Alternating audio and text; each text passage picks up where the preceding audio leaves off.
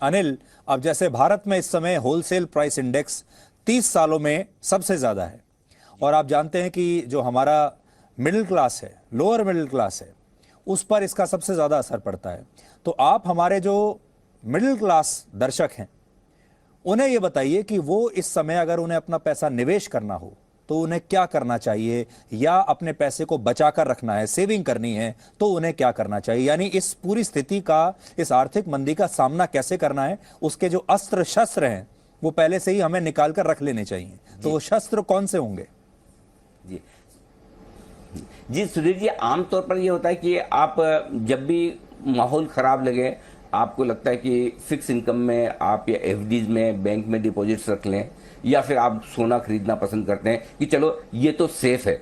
आर्थिक मंदी में सबसे बड़ी समस्या ये कि जब मंदी आती है तो ऐसा नहीं कि सिर्फ इक्विटी मार्केट क्रैश करते हैं, लगभग सारी एसेट क्लास, चाहे वो इक्विटी हो चाहे फिक्स इनकम हो, वहां पर नुकसान होता है। सोने चांदी के दाम आमतौर पर ये मानकर चलते हैं कि बढ़ते हैं, लेकिन सोने के दाम और सोने में जो रिटर्न आता है वो हमेशा इन्फ्लेशन, महंगाई से जुड़ा होता है। जितनी महंगाई बढ़ेगी उतने सोने के दाम बढ़ते हैं लॉन्ग टर्म में। अब जब महंगाई को काबू में लाने के लिए ही सारा कुछ किया जा रहा है तो फिर सोने में भी बड़ी तेजी बनकर रिटर्न बनेगा, इसकी संभावना कम हो जाती है।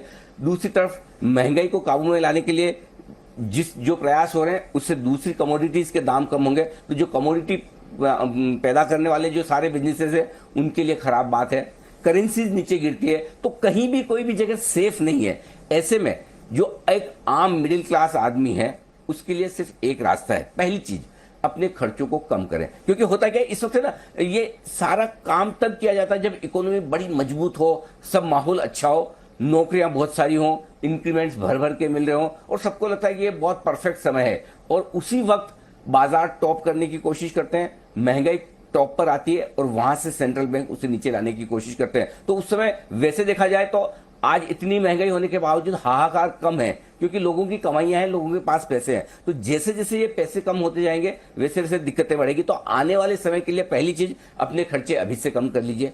दूसरी चीज, कोई भी एसेट क्लास आपकी खतरे से खाली नहीं है, इसलिए बेहतर है आप पैसा शॉर्ट टर्म डेट फंड्स में लगाएं, जो छोटे समय के लिए आपके लिए एफडीज हो सकती है। इस समय 5 साल 10 साल 8 साल की एफडी में पैसा लगाने का वक्त नहीं है। इस समय सिर्फ 3 महीने 6 महीने की एफडी में लगाएं पैसा, क्योंकि जैसे जैसे ब्याज दरें बढ़ेंगी आपके कर्ज की ईएमआई तो बढ़ जाएगी, साथ में डिपॉजिट की दरें भी बढ़ेंगे। तो अगर आपने अभी से 5 साल के लिए लॉक कर दिया, एफडी कर दी, तो बढ़ी हुई ब्याज दरों का फायदा आपको नहीं मिलेगा। तो शॉर्ट टर्म के लिए अभी पैसा लगाएं, और जैसे जैसे ब्याज दरें ऊपर आती रहें वैसे वैसे आप एफडी में पैसा कन्वर्ट करें। तो इस वक्त सबसे बड़ा काम जो आमतौर पर एक मिडिल क्लास आदमी को करना है, पहली चीज ये सोच कर कि मुझे भविष्य के खतरे को देखते हुए पैसा बचाना है, अपने खर्चे कम कर लेने हैं, आज की अच्छी सिचुएशन को ध्यान में रखते हुए कल आने वाली तकलीफ की तैयारी करनी है, और शॉर्ट टर्म के लिए पैसा लगाइए। हाँ, जब मंदी आ जाए, माहौल बहुत खराब हो, तब आपको इक्विटी, गोल्ड जैसी अच्छी एसेट क्लास में उस वक्त पैसा लगाना है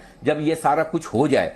अभी शुरुआत हुई है, अभी एक्शन की शुरुआत हुई है, हो सकता है यहां से आगे आने वाला समय थोड़ा मुश्किल भरा रहेगा। तो उसके लिए आपके पास एक ही तरीका है, कैश रखें अपने पास, बैंक बैलेंस बनाए रखें, शॉर्ट टर्म फिक्स इनकम में पैसा लगाएं, और जब मौका मिले, माहौल बहुत खराब हो, उस समय आप इक्विटी जैसी रिस्की एसेट क्लास में, गोल्ड जैसे इन्वेस्टमेंट की तरफ जाएंगे, तो वहां से जो रिटर्न मिलेंगे वो बहुत बेहतरीन होंगे और बहुत फायदेमंद होंगे। एक और चीज सुधीर जी जो बताना चाहता हूं वो ये कि मंदी से डर सबको लगता है, लगना भी चाहिए।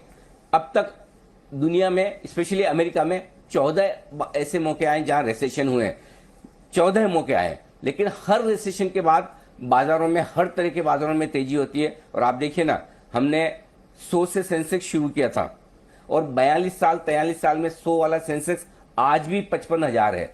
तो उससे आप अंदाजा लगा सकते हैं कि 40-45 साल में 550 गुना रिटर्न अगर सेंसेक्स में आता है, तो हर मंदी के बाद बड़ी तेजी बनती है, पिछले वाले जो लेवल्स होते हैं उससे ऊपर बाजार जाते हैं। बस तैयारी हमारी ये रखनी है कि उस मंदी के वक्त हम मौके को ले पाएं और उसके लिए तैयार रहें। तो थोड़ी सावधानी अभी रखेंगे तो आपके लिए आगे बहुत बेहतरीन मौके बनेंगे। जी जी अनिल, पूरी दुनिया के शेयर मार्केट क्रैश कर रहे हैं, पूरी दुनिया की जो हर देश की करेंसी टूट रही है, इस समय पूरी दुनिया में महंगाई है, चाहे गोल्ड ले लीजिए, सिल्वर ले लीजिए, सब कुछ टूट रहा है। ये सब सुन के कई बार ऐसा लगता है कि डिप्रेशन सा होने लगता है। और आपकी बातें भी जो हम सुन रहे हैं अभी, आप तैयारी तो हमारी पूरी करवा रहे हैं हमारे दर्शकों की, लेकिन वो भी ऐसा है कि जैसे कहते हैं ना कि मृत्यु के बाद आपको स्वर्ग मिलेगा, मृत्यु के बाद सब कुछ बहुत अच्छा हो जाएगा। तो जब बचेंगे तो ये सब कुछ होगा। तो हमारे बहुत सारे दर्शक, क्या ये मंदी इतनी तेजी से आ रही है कि डिप्रेस्ड होने की आवश्यकता है? बिल्कुल नहीं, ये पहली और आखिरी मंदी नहीं है, और ये पहली और आखिरी बार ऐसा नहीं होने जा रहा है कि बाजार बंद हो जाएंगे। लोगों को ये लगता है कि बस अब तो ताला ही लग जाएगा, सब कुछ खत्म हो जाएगा, दुनिया ही खत्म होने वाली है। ऐसा कुछ नहीं है, ये साइकिल्स हैं। तेजी भी इतनी तेजी से आई। और एक और चीज सुधीर जी मैं बताना चाहता हूं, हाल ही में जो बड़ा बदलाव हुआ है दुनिया भर के मार्केट्स में, वो ये, पहले एक जमाना था 8-8 साल का साइकिल होता था, कमोडिटीज की तेजी और मंदी 8 साल में होती थी, इक्विटी मार्केट्स की तेजी 8 साल में होती थी। आप देखिए मार्च 2020 में क्या हुआ है, मुश्किल से 60 दिन की मंदी रही कोविड के वक्त, और बाजार जल्दी से वापस ऊपर आ गए। अब मुश्किल से 2 साल हमने तेजी एंजॉय की और वापस से बाजार मंदी में जाने को तैयार है। तो ये तेजी और मंदी के साइकिल बहुत फास्ट हो रहे हैं। तो जिन लोगों को ये लगता है कि अब वापस अच्छी तेजी देखने के लिए हमको 8-10 साल का इंतजार करना पड़ेगा, ऐसा बिल्कुल भी नहीं है। दूसरी बात, आमतौर पर मंदी वाले मार्केट्स जो रहते हैं उनकी एवरेज जितना गिरते हैं बाजार अपने टॉप से, वो गिरते हैं 38%, 35 से 40% मान लीजिए। नेस्डेक तो ऑलरेडी 33% गिर चुका है, डाउ लगभग 17-18% नीचे है। तो ऐसे में गिर भी जाएंगे तब भी आपके लिए अब बहुत ज्यादा गुंजाइश जगह बची नहीं है। हमारे मार्केट सबसे बढ़िया है, सिर्फ 9-9.5% गिरे हैं। हो सकता है हम 5 से 10% और गिर जाए, टॉप से 20% नीचे आ जाए। लेकिन ये भी तो सोचिए, 7,500 का लो था निफ्टी का जब मार्च 2020 में हमने कोरोना के वक्त लो बनाए, वहां से दुगुनी से ज्यादा बढ़े हैं। तो इसलिए ऐसा बिल्कुल भी निराश होने की जरूरत नहीं है, सामना करना है। एक ही तरीका है जो मैं दर्शकों को हमेशा कहता हूं कि 6 महीने 12 महीने अपने पोर्टफोलियो को मत देखिए, एक बार खाली क्वालिटी चेक कर लीजिए। आपके पास अच्छे शेयर हैं, आपके पास अच्छे म्यूचुअल फंड है, 6 महीने साल भर शांति से रख दीजिए साइड में। अगर पैसा है तो तैयार रहिए, जब भी बाजार मौका देगा और पैसा लगाना है, नहीं है तो भूल जाइए। अच्छे शेयरों में पैसा हमेशा बनेगा। इस मंदी के बाद भी जो तेजी आएगी वो 18,600 का निफ्टी का जो लाइफ टाइम हाई है उससे भी ऊपर बाजार निकलेंगे। तो हर एक मंदी के बाद तेजी बनती ही बनती है और पहले से ज्यादा बनती है। इसलिए आपका विजन लॉन्ग टर्म होना चाहिए, पैनिक नहीं करें, पैसा उतना ही लगा कर रखें जो आपको अगले 5 साल के लिए जरूरत नहीं है, 7 साल के लिए जरूरत नहीं है। अगर इतना सा काम कर दिया तो 100%, चाहे वो इक्विटी हो या कोई और एसेट क्लास हो, आपका पैसा पूरी तरह से बनेगा। कितनी बड़ी बात है जो हम कह रहे हैं कि पूरी दुनिया में जो है आर्थिक मंदी की बातें चल रही हैं, लेकिन हमारे यहाँ जो आईपीएल के ब्रॉडकास्ट राइट्स हैं वो 44,000 करोड़ के बिक रहे हैं। एक आईपीएल के मैच की जो कीमत लगाई जा रही है वो 107 करोड़ लगाई जा रही है। तो ये भी देखिए ये कितना बड़ा विरोधाभास है।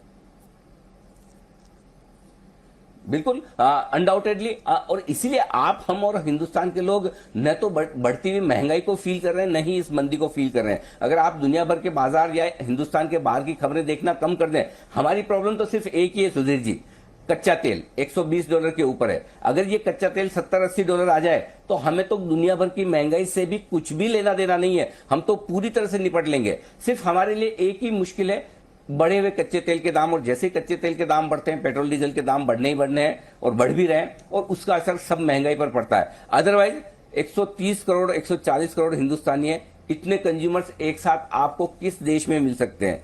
इतना बड़ा क्षेत्रफल वाला देश है, आप हिमालय से लेकर कन्याकुमारी तक क्या नहीं प्रोड्यूस कर सकते हैं? सब कुछ कर सकते हैं।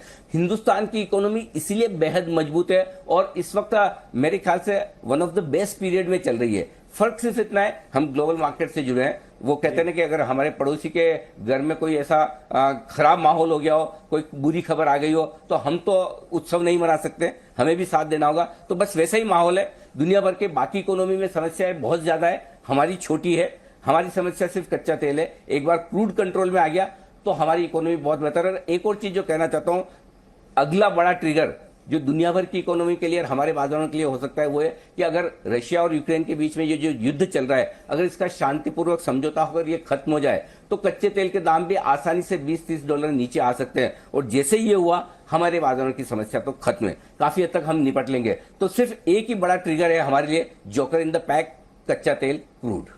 जी अनिल, बहुत बहुत शुक्रिया। आपने बहुत ही सरल भाषा में, बहुत ही दिलचस्प भाषा में हमारे दर्शकों को बहुत अच्छी तरीके से बता दिया और ये भी बता दिया कि अभी डिप्रेशन में जाने की कोई आवश्यकता नहीं है, कोई परेशानी की ऐसी बात नहीं है। आप स्मार्ट इन्वेस्टमेंट के साथ, स्मार्ट प्लानिंग के साथ इस आर्थिक मंदी का सामना कर सकते हैं। अनिल, बहुत बहुत शुक्रिया।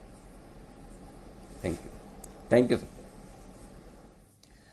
जब पूरी दुनिया आर्थिक मंदी की आहट से परेशान है, तब भी भारत की अर्थव्यवस्था बहुत अच्छा प्रदर्शन कर रही है, जैसा कि अनिल बता रहे थे। और अनुमान है कि इस वित्त वर्ष में भी भारत की अर्थव्यवस्था 7 से 8% की ग्रोथ रेट से बढ़ेगी और यह ऐतिहासिक होगा।